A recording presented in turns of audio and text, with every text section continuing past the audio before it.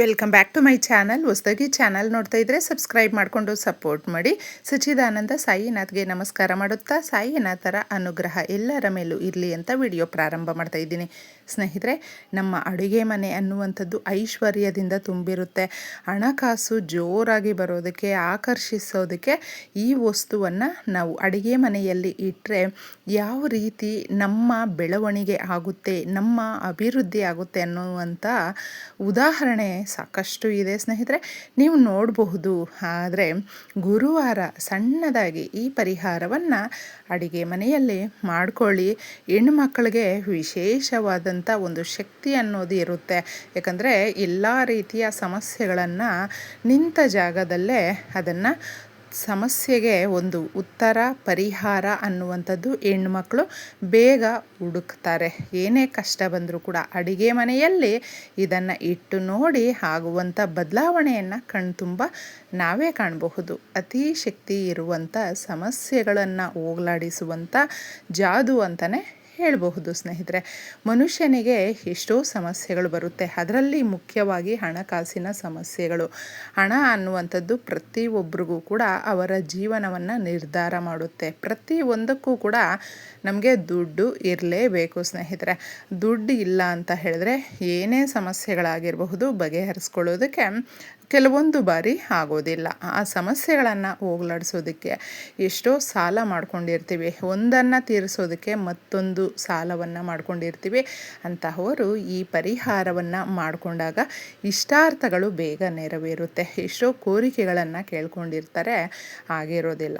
ಆದರೆ ಮನೆಯಲ್ಲಿ ಅಲಕ್ಷ್ಮಿ ಇದ್ದಾಗ ನಾವು ಎಷ್ಟೇ ಅದೃಷ್ಟವಂತರಾಗಿರಬಹುದು, ಎಷ್ಟೇ ಹಣಕಾಸಿನವಂತರಾಗಿರಬಹುದು, ಎಷ್ಟೇ ವ್ಯವಹಾರವಂತರಾಗಿರಬಹುದು, ಅದೆಲ್ಲವೂ ಒಂದೊಂದು ಸಾರಿ ಶೂನ್ಯ ಅನಿಸ್ಬಿಡುತ್ತೆ.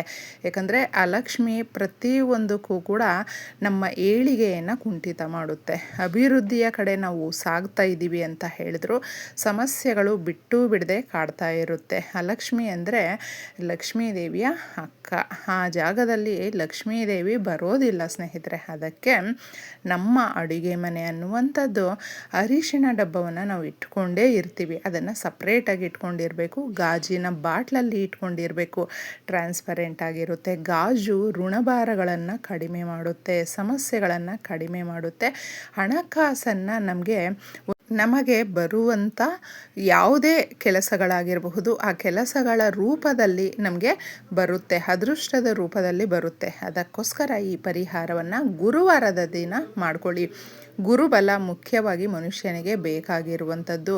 ಗುರುವಿನ ಸಂಕೇತ ಅಂತ ಹೇಳಿದ್ರೆ ಹಳದಿ ಅನ್ನುವಂಥದ್ದು ಸಾಕಷ್ಟು ಜನಕ್ಕೆ ಇದರ ಪ್ರಭಾವ ಯಾವ ರೀತಿ ಇರುತ್ತೆ ಅನ್ನುವಂಥದ್ದು ಗೊತ್ತೇ ಇರುತ್ತೆ. ಸ್ನಾನದ ನೀರಿಗೆ 1 ಪಿಂಚಷ್ಟು ಪ್ರತಿನಿತ್ಯ ನಾವು ಅರಿಶಿಣವನ್ನು ಹಾಕಿ ಸ್ನಾನ ಮಾಡೋದ್ರಿಂದ ನಮ್ಮ ದೇಹದಲ್ಲಿ ಇರುವಂಥ ಸಮಸ್ಯೆಗಳ ಜೊತೆ ನಮಗೆ ಇರುವಂಥ ದರಿದ್ರವನ್ನು, ನಮ್ಮ ಮನೆಯಲ್ಲಿ ಇರುವಂಥ ಬಡತನವನ್ನು ದೂರ ಮಾಡುವಂಥ ಶಕ್ತಿ ಅರಿಶಿಣಕ್ಕೆ ಇದೆ. ಅದಕ್ಕೆ ಸ್ವಲ್ಪ ನಾವು ಈ ರೀತಿ ಶಕ್ತಿ ಇರುವಂಥ ಅರಿಶಿಣವನ್ನು ಸಾಲ ತೀರಿಸೋದಕ್ಕೆ, ಚಿನ್ನವನ್ನು ತಗೊಳ್ಳೋದಕ್ಕೆ ಸಹಾಯ ಮಾಡುತ್ತೆ.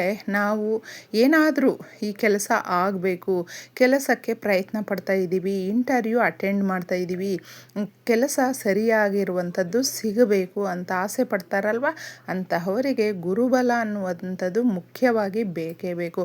ಗುರುಬಲ ಇದ್ದರೆ ಮನುಷ್ಯನಿಗೆ ಮದುವೆ ಕೂಡ ಬೇಗ ಆಗುತ್ತೆ ಸ್ನೇಹಿತರೆ. ಅಂತಹವರು ಒಂದು ಸಾರಿ ಈ ಪ್ರಯತ್ನವನ್ನು ಪಡಿ. ಇದಕ್ಕೆ ನಮ್ಮ ಅರಿಶಿಣ ಡಬ್ಬದಲ್ಲಿ ಇಡುವಂಥ ವಸ್ತುಗಳು ನೋಡಿ, ಲವಂಗ ಯಾವಾಗಲೂ ಅಷ್ಟೇ, ಇವತ್ತು ಬರಬೇಕು, ದುಡ್ಡು ಇವತ್ತು ಬರೋದಿದೆ, ಈ ಥರ ನಾವು ಕನಸು ಕಾಣ್ತಾ ಇರ್ತೀವಿ ನೋಡಿ, ನಿರಾಸೆ ಆಗಿಬಿಡುತ್ತೆ. ಅಂದುಕೊಂಡು ಸಾಕಾಗಿದೆ, ಏನೂ ಕೈಗೂಡ್ತಾ ಇಲ್ಲ ಅನ್ನುವಂಥವರು ಸರಾಗವಾಗಿ ನಡೆಯುತ್ತೆ. ದುಡ್ಡು ನಮ್ಮ ಕಡೆ ಆಕರ್ಷಿಸುವಂಥ ಕೆಲಸ ಲವಂಗ ಮಾಡುತ್ತೆ. ಬರೀ ದುಡ್ಡಲ್ಲ, ಕೆಲಸಗಳು ಕೂಡ ಸರಾಗವಾಗಿ ನಡೆಯುತ್ತೆ. ಇದನ್ನು ಗಮನದಲ್ಲಿ ಇಟ್ಕೊಂಡು ಮಾಡ್ಕೊಳ್ಳಿ. ಒಂದು ಲವಂಗ ಇರಬೇಕು. ಸಂಧ್ಯಾ ಸಮಯದಲ್ಲಿ ನಮಗೆ ಬಹಳ ಶಕ್ತಿ ಇರುತ್ತೆ. ಪ್ರಕೃತಿಯಲ್ಲಿ ಭಗವಂತನನ್ನು ನಾವು ಆರಾಧಿಸುವ, ಪ್ರಾರ್ಥನೆ ಮಾಡುವಂಥ ಈ ಸಮಯವನ್ನು ತುಂಬ ಚೆನ್ನಾಗಿ ಏಕಾಗ್ರತೆಯಿಂದ ಮಾಡಿಕೊಂಡಿದ್ದೆ ಆದರೆ ಕೋರಿಕೆಗಳು ನೆರವೇರುತ್ತೆ. ಜಾಜಿಕಾಯಿ ಪ್ರತಿಯೊಬ್ಬರಿಗೂ ಗೊತ್ತು. ನಿಮ್ಮ ಮನೆಯಲ್ಲಿ ಇದ್ದರೆ ಅದನ್ನು ಕೂಡ ಒಂದು ಬಳಸ್ಕೊಳ್ಳಿ. ಇನ್ನು ನಾವು ಯಾವುದೇ ಪರಿಹಾರ ಶಾಸ್ತ್ರಗಳಲ್ಲೂ ಕೂಡ ಬೇ ಲೀಫ್ ಅಂದರೆ ಪಲಾವ್ ಎಲೆಗೆ ಅದರದೇ ಆದಂಥ ಒಂದು ವಿಶೇಷವಾದ ಗುಣಗಳು ಹೊಂದಿದೆ ಎಲೆ. ಏನೇ ಕೋರಿಕೆಗಳು, ಮುಖ್ಯವಾಗಿ ಹಣಕಾಸಿಗೆ ಸಂಬಂಧಪಟ್ಟಂಥ ಕೋರಿಕೆಗಳನ್ನು ಕೇಳಿಕೊಂಡು ಅದರ ಮೇಲೆ ನಾವು ಬರೆದಾಗ ಅಥವಾ ಇದನ್ನು ಪರಿಹಾರಕ್ಕೆ ತಗೊಂಡಾಗ ವಿಶೇಷವಾದ ಗುಣ ಇದೆ ಅಂತ ಹೇಳಿದೆ ಅಲ್ವಾ. ಅದರ ಲಕ್ಷಣಗಳು ಕೂಡ ತುಂಬಾ ಚೆನ್ನಾಗಿರುತ್ತೆ. ನಾವು ಏನು ಮನಸ್ಸಲ್ಲಿ ಅಂದುಕೊಂಡು ಪರಿಹಾರಕ್ಕೆ ಪ್ರಯತ್ನ ಪಡ್ತಾ ಇರ್ತೀವಿ ಅದು ಸರಾಗವಾಗಿ ನಡೆಯುತ್ತೆ. ಇದನ್ನು ಬೇ ಲೀಫನ್ನು ನೀವು ತಗೊಳ್ಬೇಕಾಗುತ್ತೆ. ಒಂದು ಕಾಗದವನ್ನು ತಗೊಳ್ಳಿ. ಶ್ರೀ ಮಹಾಲಕ್ಷ್ಮಿಗೆ ಇಷ್ಟ ಆಗುವಂಥ ಏಲಕ್ಕಿಗಳು, ಏಲಕ್ಕಿ ಬಂದು ಶ್ರೀ ಮಹಾವಿಷ್ಣು ಸಮೇತ ಲಕ್ಷ್ಮೀದೇವಿಗೆ ಪ್ರಸಾದವಾಗಿ ನೈವೇದ್ಯವಾಗಿ ನಾವು ಮಾಡುವಂಥ ಯಾವುದೇ ಸಿಹಿ ಪದಾರ್ಥಗಳಿರಬಹುದು ಅದಕ್ಕೆ ಏಲಕ್ಕಿಯನ್ನು ಬಳಸ್ತೀವಿ. ಯಾವ ಜಾಗದಲ್ಲಿ ಸುಗಂಧಭರಿತವಾಗಿ ಇರುತ್ತೋ ಆ ಜಾಗಕ್ಕೆ ಲಕ್ಷ್ಮೀದೇವಿ ಬರ್ತಾಳೆ. ಅದಕ್ಕೆ ನೀವು ಹಚ್ಚ ಹಸಿರಾಗಿರುವಂಥ ಏಲಕ್ಕಿಗಳನ್ನು ಸ್ವಲ್ಪ ತಗೊಳ್ಳಿ.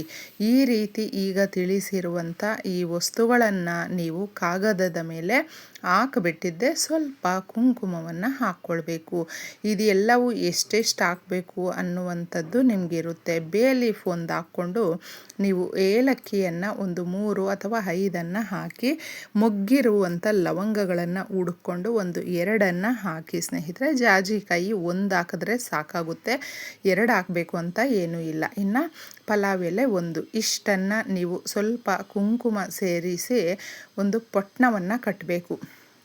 ನಿಧಾನಕ್ಕೆ ಪೊಟ್ಣವನ್ನು ಕಟ್ಟಿದ್ದೆ ಇದನ್ನು ಅರಿಶಿಣ ಡಬ್ಬಲದಲ್ಲಿ ಇಡುವ ಮುಂಚೆ ನೀವು ಪ್ರಾರ್ಥನೆ ಮಾಡ್ಕೊಳ್ಬೇಕು. ಲಕ್ಷ್ಮೀದೇವಿಯ ಫೋಟೋ ಇದ್ದರೆ ಫೋಟೋ ಮುಂದೆ ಇಟ್ಟು ತಾಯಿ ಹಣಕಾಸಿಗೆ ಮಾಡ್ತಾಯಿದ್ದೀವಿ, ಸಂಪತ್ತಿಗೆ ಮಾಡ್ತಾಯಿದ್ದೀವಿ, ನಾವು ಅಂದುಕೊಂಡಿರುವ ಕೆಲಸಗಳು ಸರಾಗವಾಗಿ ಆಗಬೇಕು, ಮನೆಯಲ್ಲಿ ನಾವು ಯಜಮಾನರು ಏನೋ ಒಂದು ಬಿಸ್ನೆಸ್ಗೆ ಕೈ ಹಾಕ್ತಾ ಇದ್ದಾರೆ ಅದು ಕೂಡ ತುಂಬ ಸಕ್ಸಸ್ ಬರಬೇಕು ಅಂತ ಕೇಳಿಕೊಂಡು ಇದನ್ನು ನೀವು ಇಡಬೇಕಾಗುತ್ತೆ. ಈ ಥರ ಇಟ್ಟು ಅದನ್ನು ಬಿಟ್ಟುಬಿಡಬೇಕು. ಮತ್ತು ಅದರಲ್ಲಿ ನೀವು ಮಾಡಿರುವಂಥ ಸಂಕಲ್ಪ ಇಟ್ಟಿರುವಂಥ ವಸ್ತುಗಳು ಎರಡೂ ಕೂಡ ಸಹಾಯ ಮಾಡುತ್ತೆ. ಪ್ರತಿನಿತ್ಯ ನಾವು ಅಡುಗೆಗೆ ಬಳಸೋದ್ರಿಂದ ಇದು ವಿಶೇಷವಾದಂಥ ಗುಣ ಹೊಂದಿರೋದ್ರಿಂದ ನಮಗೆ ಆರೋಗ್ಯ, ಅಭಿವೃದ್ಧಿ, ಒಳ್ಳೆ ಯೋಚನೆಗಳು, ಉತ್ತಮವಾದಂಥ ಯೋಚನೆಗಳು ಪ್ರಾರಂಭ ಆಗುತ್ತೆ. ಅದರಿಂದ ನಮಗೆ ನಾವು ಏನು ಅಂದುಕೊಂಡಿರ್ತೀವಿ ಆ ಕೆಲಸಗಳಿಗೆ ಆತ್ಮಸ್ಥೈರ್ಯ ಅನ್ನುವಂಥದ್ದು ನಮ್ಮ ಮನಸ್ಸಿಂದ ತುಂಬಿಕೊಳ್ಳುತ್ತೆ. ಆಗ ಆ ಶಕ್ತಿ ಅನ್ನುವಂಥದ್ದು ಬಿಡುಗಡೆ ಆಗುತ್ತೆ. ಮಾಡ್ಕೊಂಡು ನೋಡಿ. ಒಳ್ಳೆಯದಾಗಲಿ ಎಲ್ರಿಗೂ.